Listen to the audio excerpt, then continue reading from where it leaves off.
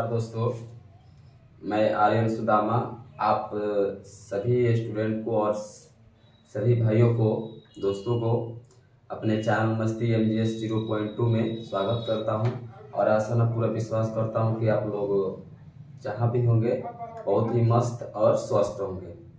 और मैं यही कामना भी करता हूं कि आप लोग हमेशा हंसते रहें और खेलते रहें और हमेशा पढ़ाई करते रहें, क्योंकि शिक्षा ही एक वो शेरनी का दूध है जो पिया है वो दहाड़ा है। तो आप अपने घर का और अपने समाज का विकास करना चाहते हैं तो पहला चरण है कि शिक्षा को ग्रहण कीजिए, शिक्षा को बढ़ावा दीजिए, शिक्षा को प्रसारित कीजिए, जितना हो सके फ्री से फ्री सेवा में शिक्षा को प्रसारित कीजिए।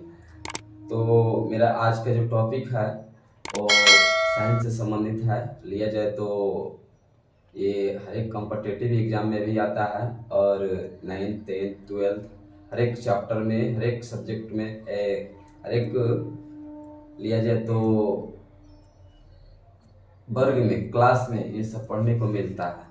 तो इसको हम लोग क्या करेंगे, बारीकी से समझेंगे और पढ़ेंगे, समझेंगे, सीखेंगे। रटमतम विद्या नहीं, क्योंकि रटमतम विद्या जो होता है, रटमतम ज्ञान जो होता है ज़्यादा दिन तक टिकता नहीं है। तो हम लोग रटना नहीं है, समझना है। और समझ में ना आए तो कमेंट करके कमेंट बॉक्स में हमें बताना है, फिर से समझाने की कोशिश करेंगे, क्योंकि ना हम कभी रटे हैं और ना हम लोग रटाने का प्रयास करते हैं।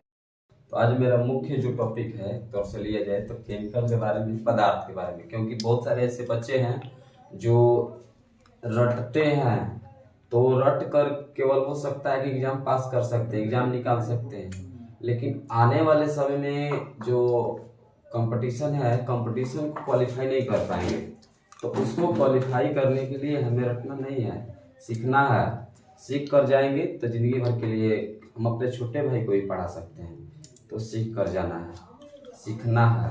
तो अच्छा लगे तो मेरे वीडियो को आगे शेयर भी कर देना है, समझ में आए तो, और सब्सक्राइब भी कर देना है चैनल के लिए, नया विजिट कर रहे हैं तो, और लाइक भी कर देना है, क्योंकि उससे मेरा मनोबल बढ़ता है। तो चलते हैं। आज मेरा मेन टॉपिक है वो पदार्थ है। पदार्थ क्या है?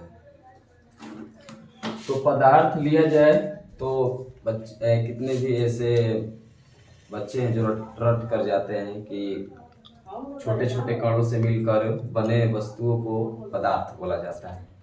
तो ये रटमतम विद्या काम आने वाली नहीं है। हम तो बोलते हैं कि दुनिया की वो हर वस्तु जो हमारे आंखों से दिखाई देती हो, जहाँ तक मेरी आंख की जो दृष्टि है जहाँ तक जाती हो, और जो वस्तुएं हमें दिखाई देती है सब पदार्थ हैं। दुनिया की वो हर वस्तु, दुनिया की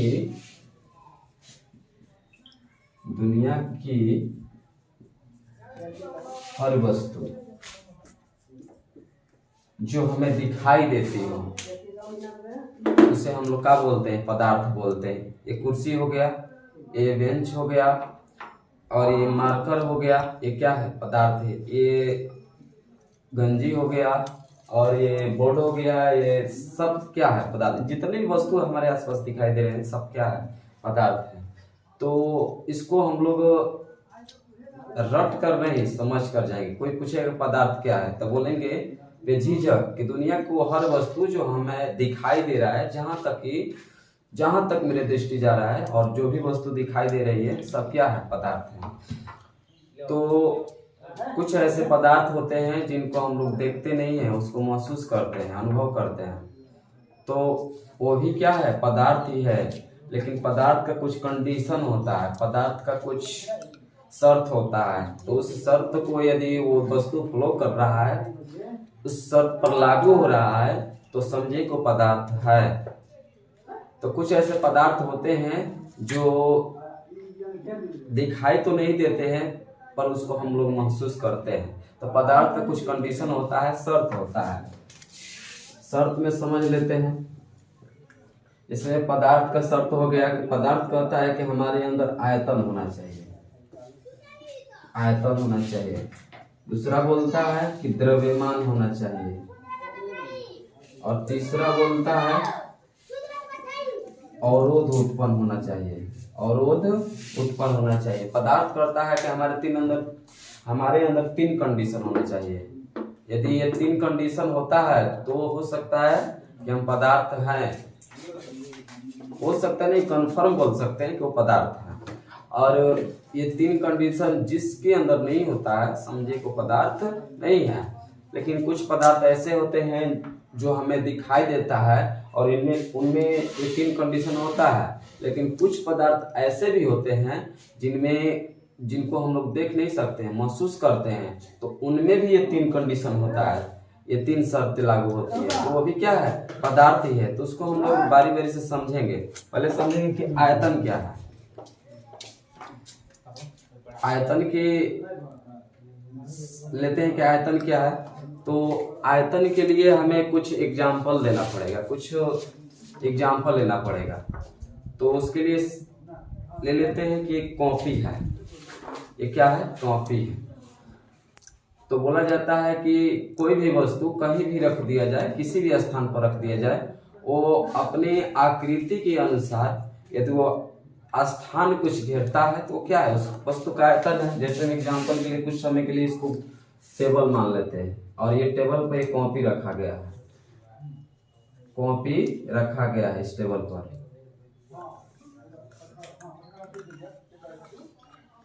तो ये कॉपी जो है इस टेबल पर रखा गया है, तो अपनी आकृति के अनुसार ये क्या कर लेगा, इस टेबल पर स्थान घेर लेगा। तो बोला जाएगा कि कॉपी का जो है ये क्या है, आयतन है। क्योंकि इस कॉपी को इस टेबल पर रखा गया था तो ये अपने आकृति के अनुसार इस पर स्थान घेरा, तो यही इसका क्या हो गया, आयतन हो गया। अब ले लेते हैं कि द्रव्यमान क्या होता है। अब द्रव्यमान को समझ लेते हैं। तो द्रव्यमान जो होता है एक तरह से लिया जाए तो भार। तो कोई भी वस्तु जो आयतन, जिसमें आयतन होती हो, जैसे हम एग्जाम्पल में ले लेते हैं एक किताबे का, तो एक कॉपी का, तो कॉपी के इसको टेबल पर रखे तो इसमें कुछ स्थान घेरा, ये कॉपी अपने आकृति के अनुसार कुछ स्थान घेरा। लेकिन इसको उठाने में इस टेबल पर रख दिए, इसको उठाने में कुछ हमारे शरीर के द्वारा कुछ बल लग रहा है, यानी बल लग रहा है। इसका मतलब कि इसमें कुछ भार भी है, इसका मतलब कि इसमें कुछ भार भी है। और उसी भार को हम लोग क्या बोलते हैं, द्रव्यमान बोलते हैं। उसी भार को क्या बोलते हैं हम लोग, द्रव्यमान बोलते हैं। तो ये भी आप लोगों को समझ में आ गया होगा। फिर से ये कॉपी जो है हम रख दिए टेबल पर, तो अपने आकृति के अनुसार क्या करेगा, स्थान घेरेगा। तो ये जो कॉपी है इसका आयतन हो गया, एक कॉपी का क्या हो गया, ये आयतन हो गया। और इस कॉपी को टेबल पर रखने के लिए और उठाने के लिए हमारे शरीर के द्वारा बल लगता है। और उस बल के कारण हम लोग समझते हैं कि ना इसमें कुछ ना कुछ तो भार है, तभी बल लग रहा है। तो उस भार को हम लोग क्या बोलते हैं, द्रव्यमान बोलते हैं। अब ले लेते हैं तीसरा, अवरोध क्या होता है। तो अवरोध का मतलब रुकावट। अवरोध का मतलब होता है रुकावट उत्पन्न होना। जैसे मैं एग्जाम्पल में ले लेते हैं, कोई भी दुनिया का कोई भी पदार्थ हो, यदि उसको हम लोग कहीं रख देंगे तो कुछ ना कुछ रुकावट उत्पन्न करेगा। एग्जाम्पल के लिए ईटा को ले लेते हैं, ईटा को एग्जाम्पल के लिए ले लेते हैं। तो जब हम लोग बचपन में थे, आज के डेट में तो पाइप हो गया, पाइप से हर एक जगह सिंचाई का काम हो रहा है। लेकिन उस समय पाइप का व्यवस्था नहीं था, तो उस समय क्या करते थे लोग कि मिट्टी पर ही, जमीन पर ही काढ़ा बना देते थे काट के। तो उस काढ़े को के माध्यम से उस खेत का सिंचाई करते थे। जब वो पानी इधर उधर कट जाता था तो उसको वहाँ पर गिरने के लिए ईटा का प्रयोग करते थे, मिट्टी का प्रयोग करते थे। तो वहाँ पर जैसे ईटा को हम रखते हैं, मान के चलो एग्जाम्पल के लिए लेते हैं, इस रास्ते से पानी जा रहा है और यहाँ से कट गया, इधर भी पानी जाने लगा। अब पानी ले जाना था इस तरह, इधर ले जाना था, और पानी इधर भी कुछ जाने लगा। तो यहाँ की जो भूमि है, इसको सिंचाई करना है, पटाना है, तो ये इसको सिंचाई करने में बहुत समय लगेगा। तो क्योंकि यहाँ से पानी कुछ भाग इधर चला जा रहा है और कुछ ही भाग इधर आ रहा है, तो यहाँ पर क्या हो रहा है कि पानी इधर जा रहा है, तो इसको यहाँ पर रोकेंगे ना, तो रोकने के लिए किसी न किसी हम लोग पदार्थ का प्रयोग करेंगे, किसी न किसी वस्तु का प्रयोग करेंगे। तो वस्तु का प्रयोग करेंगे, जैसे में एग्जाम्पल में लेते हैं कि अधिकांशतः हम लोग मिट्टी का और ईंट का प्रयोग करते हैं। जैसे यहाँ पर मिट्टी और ईंट लगाते हैं, यहाँ पर रखते हैं, तो ये पानी जो है इधर जाना बंद कर देता है। इसका मतलब कि वो क्या किया, रुकावट उत्पन्न किया। रुकावट उत्पन्न किया तो ईंटा और मिट्टी क्या है, पदार्थ है, क्योंकि पदार्थ में ऐसा गुण पाया जाता है कि वो रुकावट उत्पन्न करता है। तो यहाँ पर जैसे ईंटा मिट्टी रखें, ये क्या कर देगा, इधर के पानी जो जा रहा है उसको रोक देगा और इधर जाने लगेगा, संपूर्ण जो पानी है इधर जाने लगेगा। तो रुकावट उत्पन्न किया।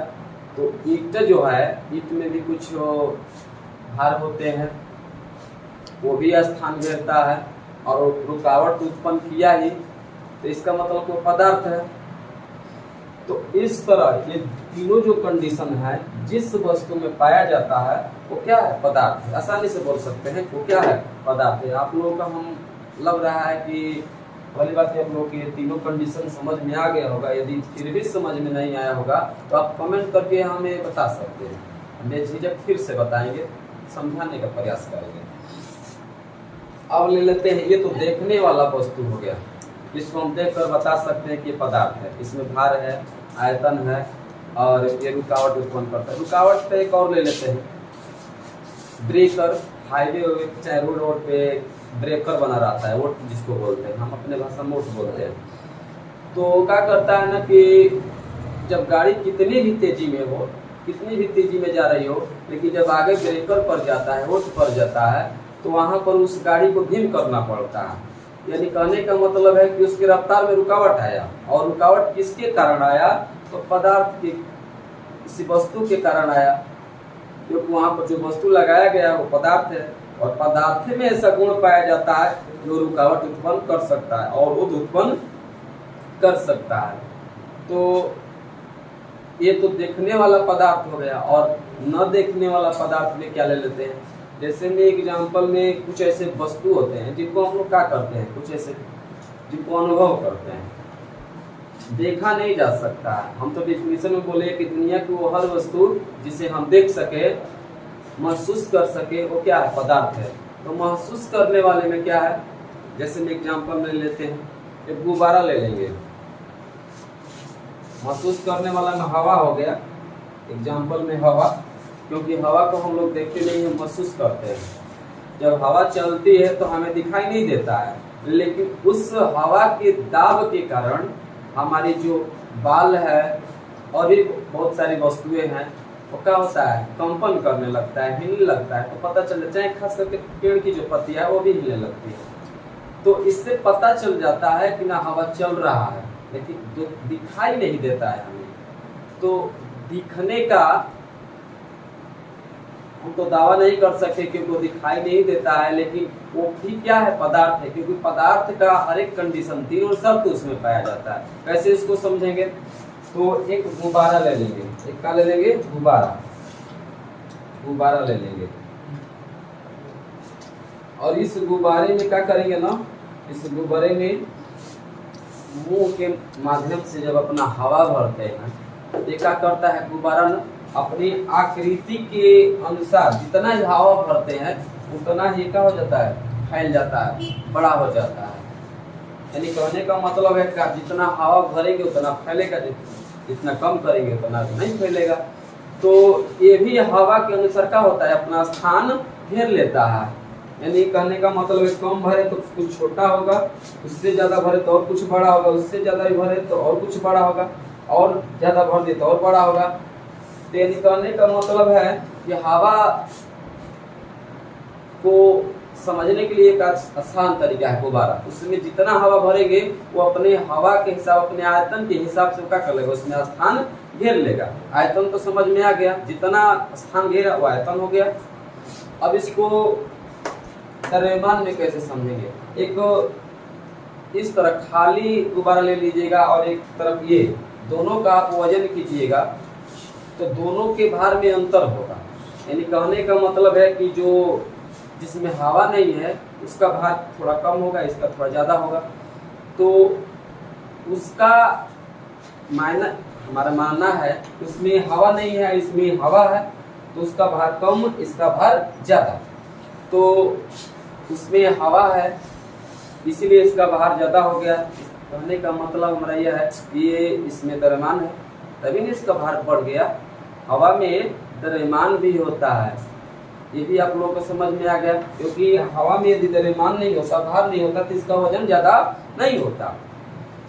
तो ये भी आप लोगों को समझ में आएगा। अब ले लेते हैं अवरोध यानी रुकावट उत्पन्न। ये इसको भी कहीं रखेंगे तो ये भी कुछ न कुछ ईट मिट्टी की अपेक्षा कुछ न कुछ तो जरूर रुकावट उत्पन्न करेगा। तो ये तीन कंडीशन जिस वस्तु के अंदर पाया जाता है, कोई भी वस्तु, दुनिया की कोई भी वस्तु हो, जिस वस्तु के अंदर पाया जाता है वो सभी के सभी क्या है, पदार्थ।